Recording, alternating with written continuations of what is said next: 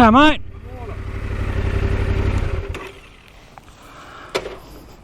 And a beautiful morning it is.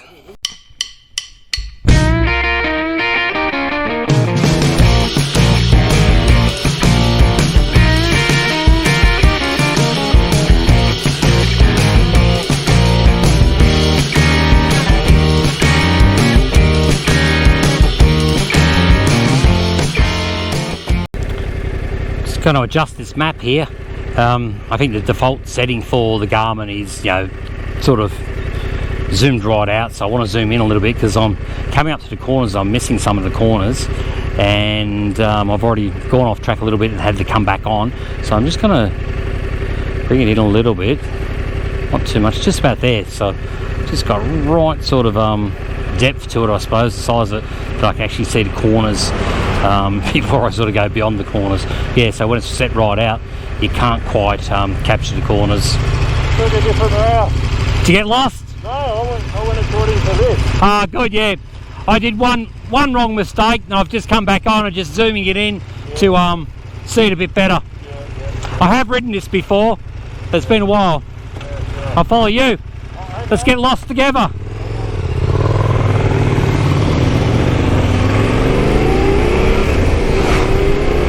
That's the beauty of a GPX course. That if you do get lost, you can come back onto course, you can find your way back onto it. And as you can see there, oh, there was the boys flying through. Yeah, that'd be quicker than I would be. Yeah, so the beauty of the GPX course is you can come back on the track and find your way. And you'll find when you're doing these sort of things, you know, you'll catch up with other riders that are doing it. They'll pull up just to check on you, have a quick chin wag about what's going on. So yeah, I'm surprised he was actually behind me, because I took off about 2 minutes after him and took a wrong turn. Anyway, wrong course. It looks like there's another bike just up in front of us there.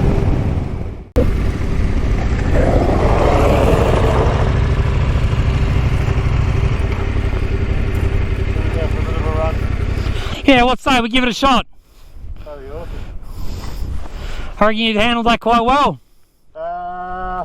Some of it, I'd get over it all. It wouldn't be spectacular. Nah. What does the T7 weigh? Yeah, not too bad. It's a little bit top heavy, but other than that, it's pretty good with the right rider on it. I'm not the right rider. Paul Harris is the right. Yeah, a lot of people. K or something? What's that? 200 kilos, something like Yeah, 200, 220 thereabouts. Yeah, yeah.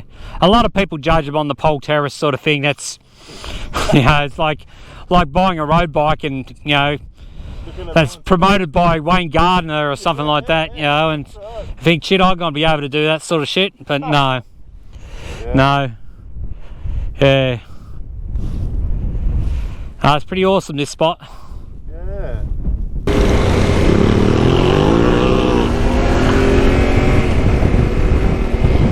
Bloody KTM riders. Got some go in them, those bikes.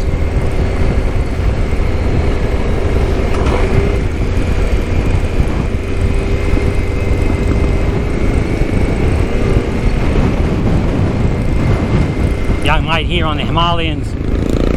Got the big Thermos exhaust pipe on. It's quite loud, and I don't know if you can hear that backfire in there. That sounds good.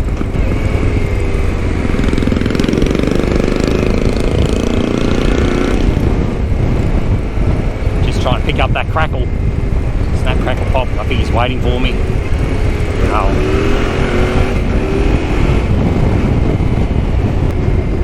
Not far off Loberfall. I believe we're going to stop here at one of the cafes and just get a coffee. Nothing like a nice hot coffee on a 36-degree day. Well, it's probably only about 30, 32 at the moment. Oh, come on, brakes. Bloody ABS. I'm thinking about putting on that Camel ADV brake lever, the rear brake, because it just, you know, it's very spongy. It does take a bit of oomph to oops, I think our KTM rider went the wrong way. Bugger, poor bugger. He'll catch us. Once again, that's the beauty of this. Not sure where he goes on that one. Yeah, no, he should be able to come out on that one there. That's where we're going to be. Just keeping a bit of an eye on the riders. The organiser of the event didn't turn up today. He's got somebody to come around and have a look at his bike that he's got for sale. He's got a couple of bikes and got one for sale. So yeah, he's put in his apologies. That's fine. We don't need you, Mike. You're redundant. You serve no purpose to this event. Created it, you've mapped it, and that's about all we need from you. Try not to scare him. Emu. Hey, Emu. Hope he doesn't attack me, or she, I don't know what it is. We'll just cruise along here. I wonder if it's a wild one or belongs to this farm here. Hey there, buddy. What's going on? What's going on, buddy? Yeah, not too sure. I reckon he might belong to the farm there. It's fairly tame.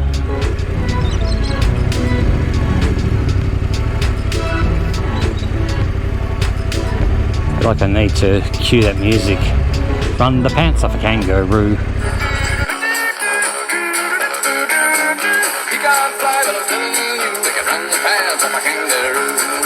Run the pants off a kangaroo. Say, buddy.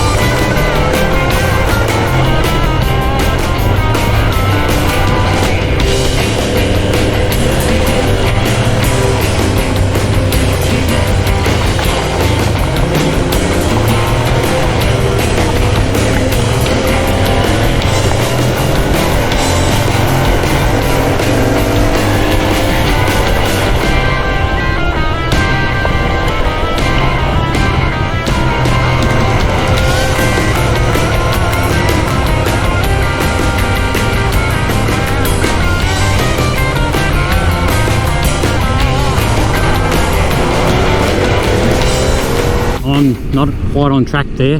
I decided to divert a little bit because track goes right through there, through farmer's land, comes out in this gate here, and I decided not to go through there because it is a high fire danger day today. The wind's picking up, it's very dry, and not that I'm too worried about my own safety going through there because I can get out pretty quick, and I am a qualified firefighter for this sort of terrain.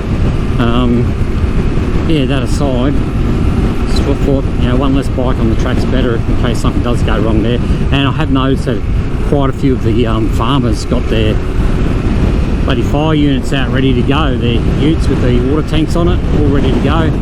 So decided I'll try to cut out as much of the course I can across these farmers' land.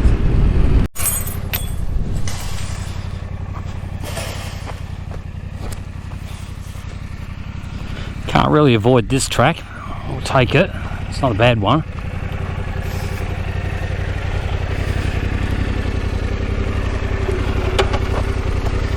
It's one of the things about riding in Australia that you've got to, you know, take into consideration things like fire danger. You know, 99.999% of the time, you're all good. You're all good, but it's just that, you know, one spark and something like that. This sort of area go up pretty quick, so I don't want to be the person to start that. But these tracks here are pretty good, you know, pretty wide and that, and yeah, under the tree, trying to get a bit of shade. Plenty more trees around you can use, sheep, but anyway, they're happy. Take this opportunity to do a battery change. It's So basically I just run a line from the USB connection around the handlebars. This is all pretty good, it doesn't get in the way. Onto this charger, GoPro charger, bit of tape over it, holds it together, a bit rough and ready. See, number 1's already charged, number 2 is the one I've just put in there. So we've got a life there. I've got all my batteries numbered 1, 2 and 3, so I've got number 3 in the camera at the moment. Once I finish with this one, I'll go to number 1, number 2 and number 3, so they get an even sort of use and charge. I usually have a little rubber band that goes over the top of that. So just chuck it in here, just wedge it in there in a position where it's not going to sort of rattle loose, and hopefully it'll keep charging. And there you have it, as simple as that. Starting to really feel the heat. Lips are drying out. I can feel myself becoming dehydrated. I think I've drank about 2 litres of water so far in the last, what have we got, 2 hours. I've drank 2 litres, so that's a litre an hour. I've got 4 litres on board, so that's fine. I'll be stopping soon at a shop and getting a drink and stuff like that once I head to town, or pub and getting lunch. But just looking at the thermometer, we've just hit 37 degrees, so 37 degrees Celsius. I don't know what that is in Fahrenheit, but I reckon it'll be up over 100 or pretty close to it.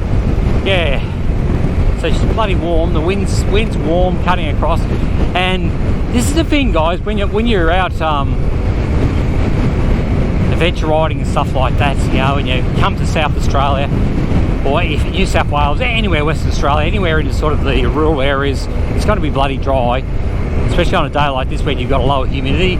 Lower the humidity, obviously the more water it's going to take out of your body, and you're sweating in your jacket and pants and boots and all that sort of stuff, and also talking. You dehydrate a lot quicker. So just, I suppose I wanted to point out that I'm drinking about a litre an hour at the moment. So if you're looking at doing a big trip, give some bloody good consideration to that. I've been out on a lot of rides where guys have got dehydrated or, you know, affected by heat stress and the like. So we've had to deal with that. So I always tend to, on these sort of rides where I'm only out for a few hours, carry the camel pack with, I think it's got 3 litres of water in it, and I've got a 1.25 litre in the back, as I was saying earlier on. So yeah, it's sort of well sourced. And you know, at the end of the day, there's these farmhouses and stuff like that you just get source some water from. I also do have a life straw on board, so if I found a farmer's dam, I could suck out of that, and that filters out all the nasty stuff. Thankfully I've never had to use that, but it's in the toolkit if needed. Some of you guys and girls would have seen this track on one of my previous videos when we did a similar course, and this is a track that sort of caught a few people out. They've come off coming down here. I don't know why, it's pretty straightforward, and I'm only rolling down here. I'm not actually giving it any beans at all. As I'm by myself, I don't want to go too hard in case something goes wrong. I don't want to be laying here in the bloody hot sun with a broken leg, waiting for the next bike to come along, the next car to come along. Then, you know, it could be an hour or so.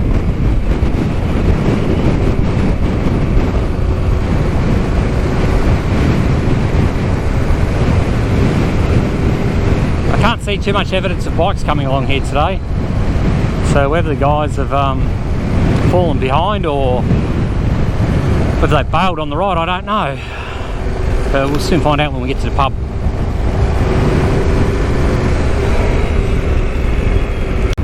Just going to play over here in the shade.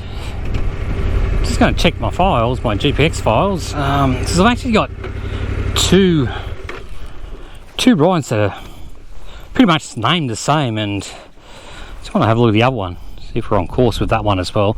So we'll hit stop, we'll go to apps, tracks, where are I? See, I've got 2. I've got I think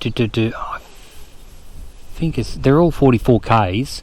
So Sabre GPS Rally, Sabre GPS Rally, so they're both the same, and Sabre GPS Rally number 4, they're all 44S.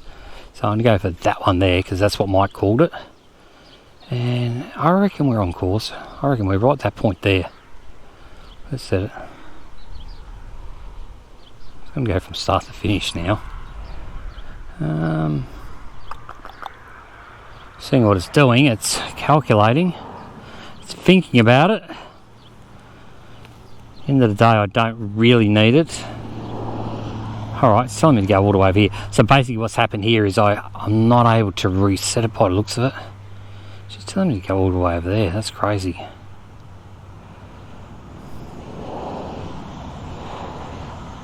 Maybe I have picked up the wrong file there, but that's okay because I can turn back onto this road up here and go down and rejoin that road. Yeah, I'm not sure why it goes across there. Anyway, let's go find that. See if I can track onto there. Got another rider over here. Say g'day.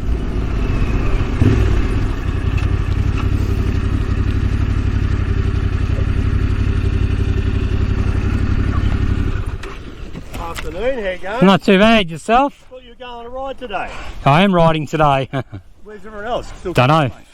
Well, I thought I could hear a bike there. I think I'm a little bit off course. Okay.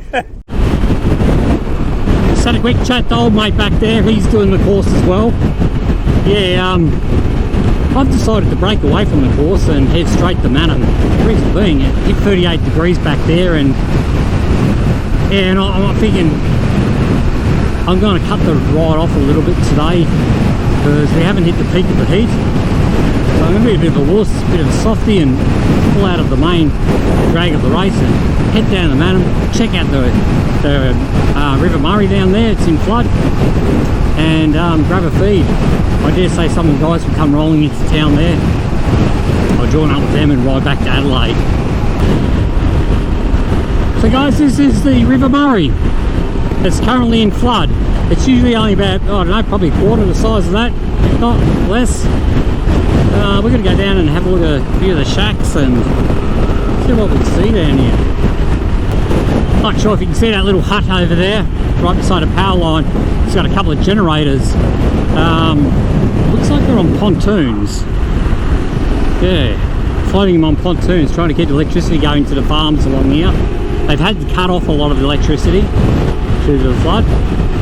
So it looks like they've sort of cut the line and interjected that with a generator or two. I know somewhere just down here there's a track leading into this. I don't know where it is. I'm just going to zip over the side here. Oh, there's a fence there. We're not going down there, are we?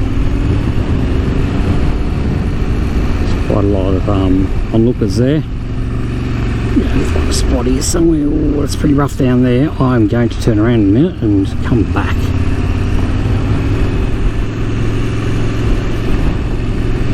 Unless I can find a track.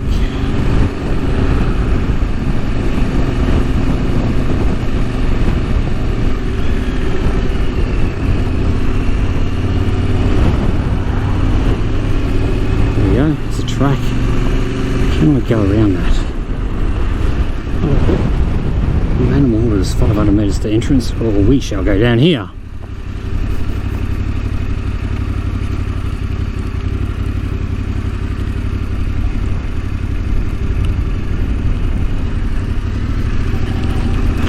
These guys moved all the caravans and that to high ground.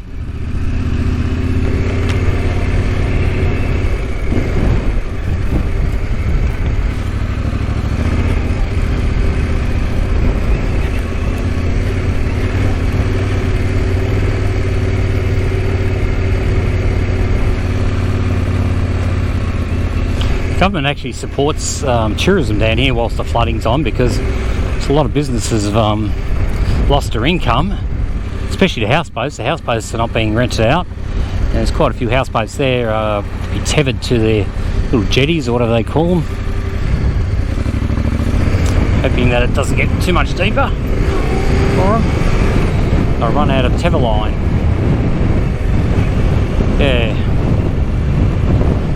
So yeah, as I was saying, they sort of welcome the tourism down here, the people coming down and having a bit of a peep around the place to see what's going on. The reason for that is, you know, we'll come down here and have a look, and then I suppose spend our money at the shops and pubs and restaurants and all that sort of stuff. You can see a few sheds over there on the water. There's 50% on the water. Massive houseboats moored here. Coming up to the lookout. Let's see what we can find here. Let's find a parking spot first.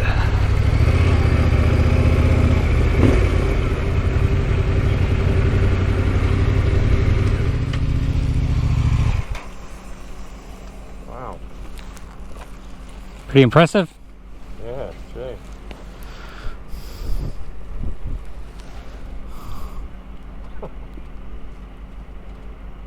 Got me worried earlier when I overtook you on that gravel and Yeah. the bloke on the Royal Enfield. Yeah. And then I got to the end of the gravel and I waited and he went by and you must have gone a different route. I did. I changed tracks. Yeah.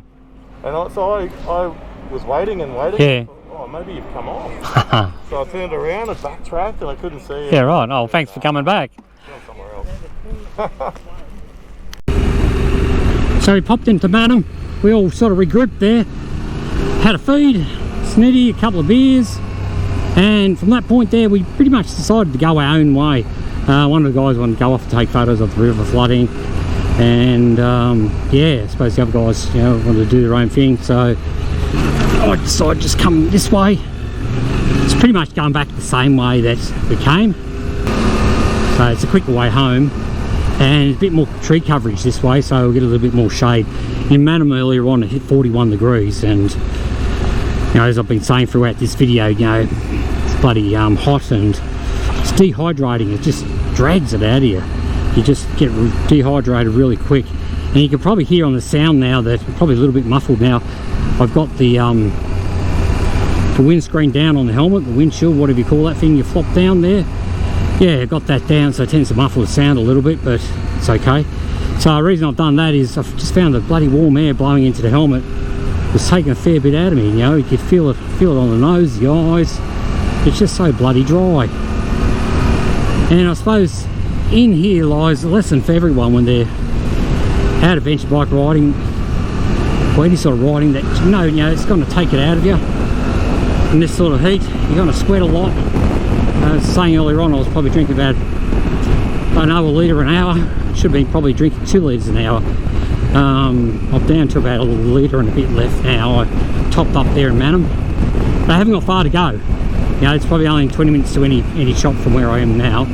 So it's pretty good. So it's sort of worked out me safeguards on, I suppose, getting home by myself. So yeah. So I was saying to the boys there, we're having a good discussion about PLBs. Personal locating beacons. Yeah, like Sandy here. PLBs, yeah, talking about all those sort of different ones here, like InReach, Garmin, InReach, I think it's one called Elio or something like that. I've got a KTI. So you've got different ones, you know, ones that will track you, and ones that are just plain straight out for, you know, setting off and calling the emergency services, which I have. So yeah, we're just saying, you know, if you're out doing this sort of riding here, you really should have something like that on your kit and on your jacket. Don't put it on your bike. Put it in your jacket somewhere, or on your jacket, hang it somewhere you can get to it quite easy. So if you do come off the bike, you know, you've got it on hand, you can grab it and you can press that button.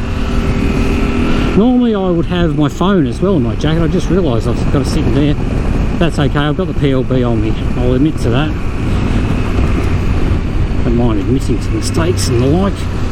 Yeah, so we're just having a good discussion about that, because we've got a couple of riders, I suppose they're fairly new to the area. One's come over from Tasmania and he's just learning about riding in South Australia. It's obviously a little bit different to riding in Tassie. So he's looking at investigating that, and he also wants to do something like, you know, Simpson Crossing. So yeah, I suppose the good thing about these sort of rides is you get together with your mates and people you don't know, and you know, you can sort of shoot the breeze and swap ideas and stuff like that, and talk about what works and what doesn't work, and you know, places to go riding, and just sort of get linked up, hooked up to things. And our group is very good for that. You know, we all get on really well. We don't have a lot of politics or any sort of nastiness in any real way. We sort that out pretty quick. And yeah, a lot of advice, good advice worth taking. So yeah, as we were saying about the PLBs, you know, you could be out on a track like this all by yourself, and you come off into a corner, something like this, like I'm about to ride here. Say if you were to come off straight through here, yeah, that was planned, guys. So if you were to come off into a corner like that in the middle of nowhere, you could be laying there for an hour, 2 hours or something before somebody comes along. And it's 34 degrees Celsius here, it was up 41 before, and you're laying in that heat for that long, man, you're dying. You're effectively dying. You know, you're dehydrating very quickly. And if you're hurt, you're probably in a bit of panic too. So the adrenaline's pumping, everything's working overtime. So you want to be prepared. It wouldn't be so bad here, we've got a few houses around the place, but still, you know, if you run off into those bushes over there, who knows? Let's take this track here, Kings Road. Sounds like a winner, doesn't it? Ooh.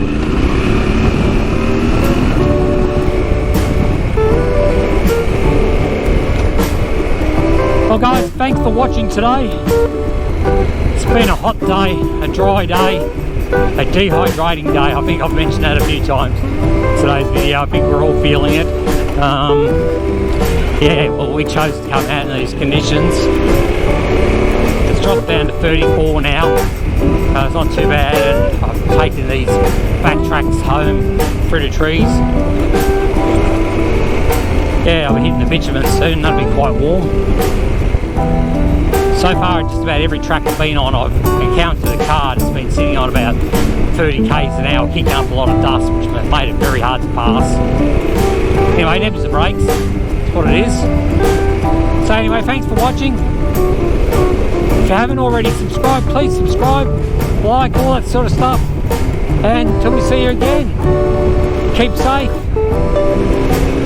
keep riding, have fun. Cheers.